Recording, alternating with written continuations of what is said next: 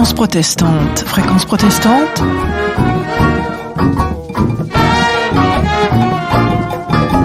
Ça se passe près de chez vous.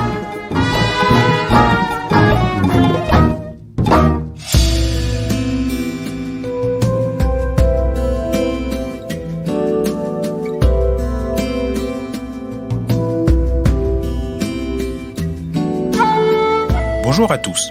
Comme vous le savez, nos soignants sont en première ligne face à la pandémie de Covid-19 depuis plus d'1 an. Dans les établissements de santé, la pression consume les infirmiers, les aides-soignants et bien d'autres employés.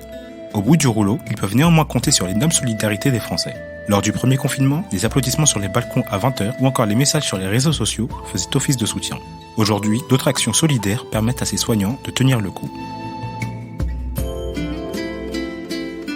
Les premiers à les avoir soutenus sont les restaurateurs. Forcés de fermer leur enseigne pendant les confinements, ils n'ont pas pu se résoudre à abandonner leur tablier. Encore moins leur cuisine, qu'ils ont mis au service du personnel hospitalier en confectionnant pour eux des repas. Cela a été possible grâce à l'aide de nombreuses associations de bénévoles. Collectif Solidaire est l'une d'entre elles, et c'est avec Anne-Laure, cofondatrice de l'association, que j'ai pu découvrir comment des bénévoles ont participé à l'élaboration de ces repas.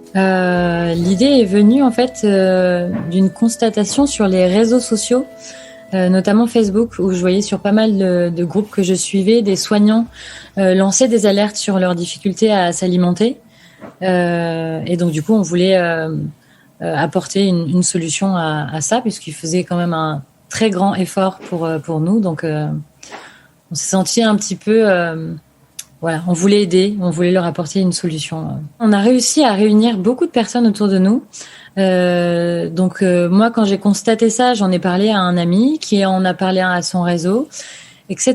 Et on a réussi à se créer une équipe, puis finalement à recruter une centaine de chefs parisiens et des bénévoles, pareil, une centaine de bénévoles sur Paris. Et en fait, tous ensemble, on a réussi à créer toute une logistique de Rungis où on récupérait des approvisionnements avec des partenaires logistiques, avec un lieu qui nous hébergeait pour stocker tous nos approvisionnements et du coup les bénévoles qui triaient, qui distribuaient aux chefs, qui emmenaient chez les chefs, qui récupéraient les repas en fin de journée pour les emmener chez les soignants.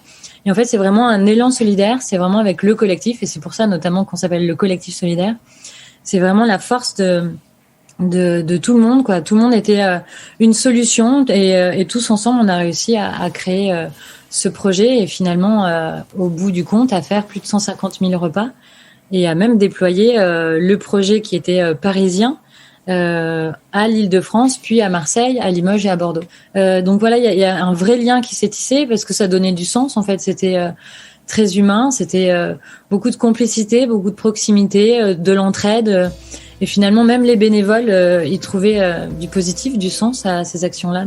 Cette volonté d'aider n'est pas unique aux associations ou aux restaurateurs. Certaines entreprises ont aussi participé à cet élan de solidarité. Parmi elles, Airbnb, qui a lancé Appart Solidaire, initiative qui a permis de loger gratuitement des soignants partout en France. Une initiative qui a beaucoup plu, comme nous l'a expliqué Bertrand Burdet, directeur général adjoint chez Airbnb France. Alors, Appart Solidaire, c'est un projet qui a été initié par l'équipe d'Airbnb et qui a été initié en réponse à un besoin identifié de la part des soignants.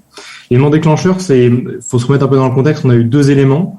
Il y a eu l'élément, on avait un contexte finalement interne où suite à l'annonce du confinement, il y avait plus de voyages qui étaient disponibles et donc on avait beaucoup d'autres sur la plateforme et sur la plateforme qui n'avaient plus de voyages et qui avaient énormément de disponibilité. Et on avait aussi un contexte externe.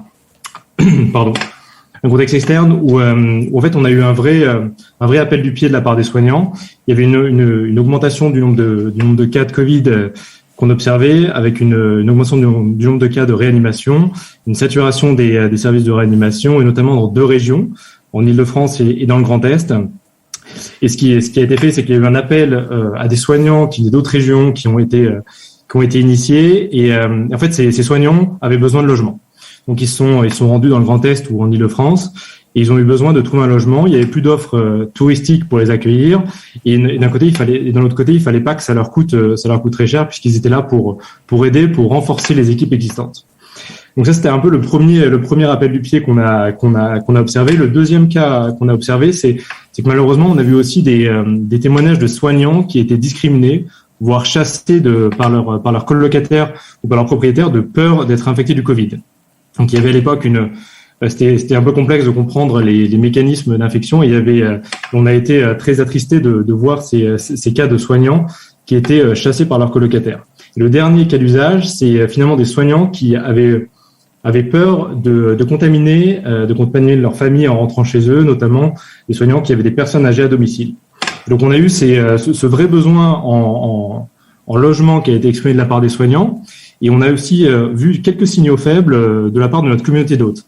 Donc chez Airbnb, on est très proche de notre communauté d'hôtes. On a une sorte de réseau de sentinelles en France et qui s'appelle les clubs d'hôtes, qui sont au contact de nombreux hôtes, et nous on est en contact des clubs. Ils nous ont monté des cas d'hôtes qui en fait ouvraient spontanément leur logement et qui mettaient à disposition spontanément leur logement pour les soignants, et ils demandaient en fait s'il y avait un mécanisme, s'il y avait une opportunité de le faire à plus grande échelle. Et enfin, le dernier point qui nous a vraiment poussé à lancer très très rapidement l'initiative, c'est d'avoir eu un appel de la part du gouvernement, de la part du ministre du logement de l'époque, Julien de Normandie, pour venir en aide à ces soignants en leur proposant des logements. Donc toute cette combinaison a fait que, en l'espace de quelques jours, pour répondre à ce besoin des soignants, l'équipe Airbnb en France a lancé l'initiative Appart Solidaire, qui a été lancée le 24 mars 2020. 42 000 nuitées de soignants qui ont été passés dans les logements Airbnb, ce qui correspond à 2000 soignants que nous avons aidés lors de cette crise. Donc ça a été un impact considérable. À la fois, on a eu un formidable élan de générosité d'un côté, et on a eu aussi beaucoup de soignants qui ont été aidés grâce à cette initiative. Alors au début, initialement, on était parti sur une durée de fin qui correspondait à 1 mois maximum. Et 1 mois maximum, on a fait évoluer cette règle assez rapidement, parce qu'on s'est rendu compte que la période Appart Solidaire a duré finalement sur 2 mois et demi, et on a fait évoluer. Donc il y a des soignants qui sont restés 2 mois dans des logements.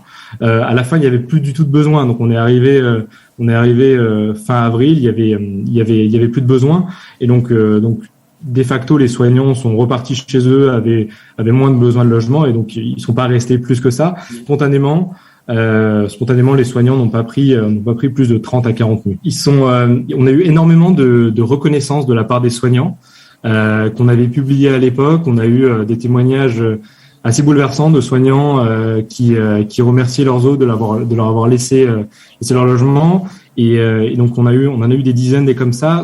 Il y a pas eu non plus de relations spéciales entre les soignants et leurs hôtes, puisque on essayait d'éviter les contacts directs. Donc ça c'est resté des communications écrites qui nous ont partagées et qui sont extrêmement touchantes. Ce qu'on n'a pas mentionné, c'est que dans cette initiative, en fait, pour mettre en place cette initiative, on a dû ça a été un énorme défi à la fois technique et opérationnel au moment de la mise en place de l'initiative. En fait, la technologie d'Airbnb ne permettait pas aux soignants de réserver un logement gratuitement avec d'autres Airbnb. Alors, juste avant de lancer le projet, en quelques jours, on a dû travailler avec les ingénieurs de San Francisco pour finalement développer une nouvelle technologie qui était très similaire à celle d'Airbnb actuelle, afin de permettre cette mise en relation gratuite entre soignants et hébergeurs. Donc ça a été quelque chose qui a été développé lors de la mise en place d'Appart Solidaire. Et ensuite, on a eu énormément d'aspects opérationnels qui ont été aussi développés. Donc, on est sorti en fait d'Appart Solidaire avec la mise en place opérationnelle et technique qui était réalisée. Mais qu'ont réellement ressenti les employés d'établissements de santé ? Pour le savoir, je suis allé à la rencontre de Fatima Correa, infirmière à l'hôpital de Villeneuve-Saint-Georges, dans le Val-de-Marne. Des psychologues ont été recrutés, un petit peu plus, donc pour le personnel et pour les patients. Donc on a eu ça en plus aussi, si on avait besoin, et on pouvait les appeler, mais régulièrement aussi ils passaient dans les services, voir si on avait une demande. Ça nous a aidé à tenir, surtout la relaxation et tout ça, c'était bien de souffler un peu. Puis on était quand même, c'était une période où on était quand même assez soudés, malgré qu'il y avait beaucoup de boulot, on est restés quand même soudés. On s'entraidait pas mal. Et le fait on avait l'impression qu'on était quand même pas oubliés, quoi. On devait aller travailler, mais bon, les gens ils pensaient à nous, quoi. Donc ça c'était bien. Pendant la première phase, oui, on a l'impression que notre profession, enfin, on en parlait bien, et vraiment de nos conditions de travail. Et puis là, je sais pas, dernièrement, j'ai l'impression que ça, on nous a un petit peu oubliés. après ce Covid, beaucoup de personnes qui se sont remis en question de vraiment vouloir ou pas continuer ce métier, dans quelles conditions, on a moins cet entrain. Alors que pendant la première phase de Covid, on était vraiment combatifs et tout ça. Et là, depuis, comme aussi je parle pour moi, mais depuis le mois de janvier, où est-ce qu'on en a un petit peu marre aussi, hein, donc du coup, c'est lassant. Et on a du mal à se motiver.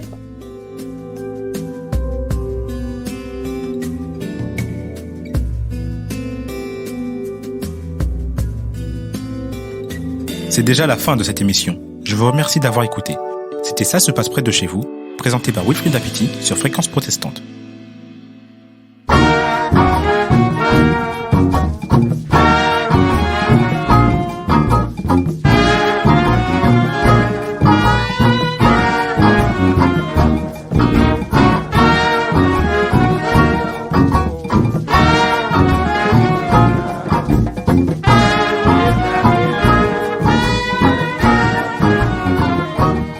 Studied evil, I can't deny it. Was a hoodoo charm called it, love me or die. Some fingernails.